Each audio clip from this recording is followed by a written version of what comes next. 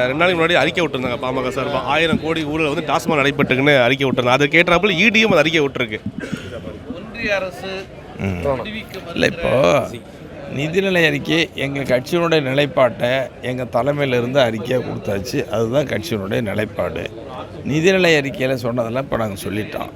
இல்லை சார், சரி, உங்கள் கட்சியோட நிலைப்பாடு சொல்லிட்டீங்க. பட்ஜெட் எப்படி சார்? பட்ஜெட்டில் அறிவிப்பு எப்படி? நிதிநிலை அறிக்கை வந்து அடுத்த ஆண்டு வரக்கூடிய சட்டமன்ற தேர்தலை முன்வைத்து நிறைய செய்திகள்லாம் சொல்லப்பட்டதாக தான் பார்க்குறோம். இதில் அரசியல் நோக்கமும் கொண்டதாக இருக்குது.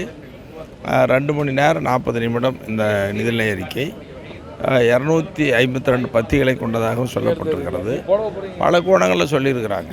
இப்போ பெண்களுக்கு முக்கியத்துவம், மகளிர் உரிமை தொகை திட்டம், அது விடுபட்டவங்களுக்கெல்லாம் நாங்கள் கொடுக்குறோன்னு சொல்லியிருக்கிறாங்க. மகளிர் சுய உதவி குழுக்கள், அது அவங்க பொருளாதார வளர்ச்சி, தொழில் தொடங்குறதுன்னு சொல்கிறாங்க. அது 10,000 குழுக்கள் புதிதாக அமைக்கப்படும் சொல்கிறாங்க. இப்போ துவக்கப்பள்ளிகள்லாம் இன்றைக்கி ஆரம்ப கல்விக்கு காலை உணவு திட்டம் முக்கியமானது, விடுபட்ட பள்ளிகளில் துவங்கும் அப்படின்லாம் சொல்லப்பட்டிருக்கிறது.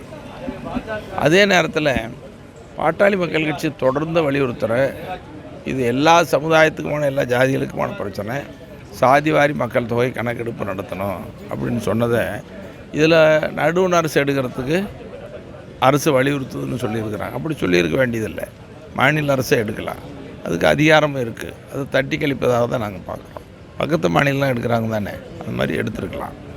அப்புறம் நீர்வளத்துறைக்கு, உயர்கல்வித்துறைக்கெல்லாம் குறைந்த நிதி ஒதுக்கப்பட்டிருக்கிறது. உயர்கல்வித்துறை தான் புதிய புதிய ஆராய்ச்சிகளை கண்டுபிடிப்பதற்கு, பல்கலைக்கழகம் பொருளாதார வளர்ச்சிக்கு அதுதான் தேவை.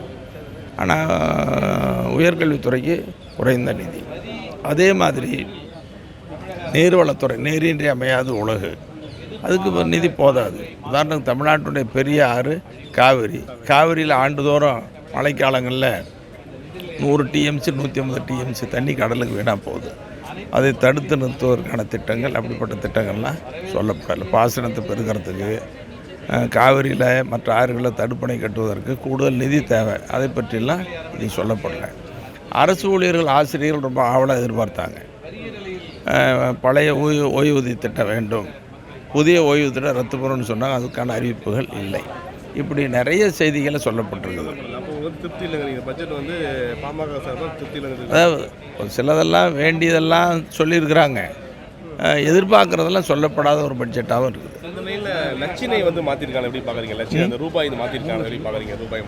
ரூபான்னு மாற்றினது தமிழில் இருக்கிறது, அது வரவேற்கக்கூடியது தானே. ரூபாங்கிறது தமிழ் வளர்ச்சிக்கு உண்டானது, அதை நான் மறுக்கலை.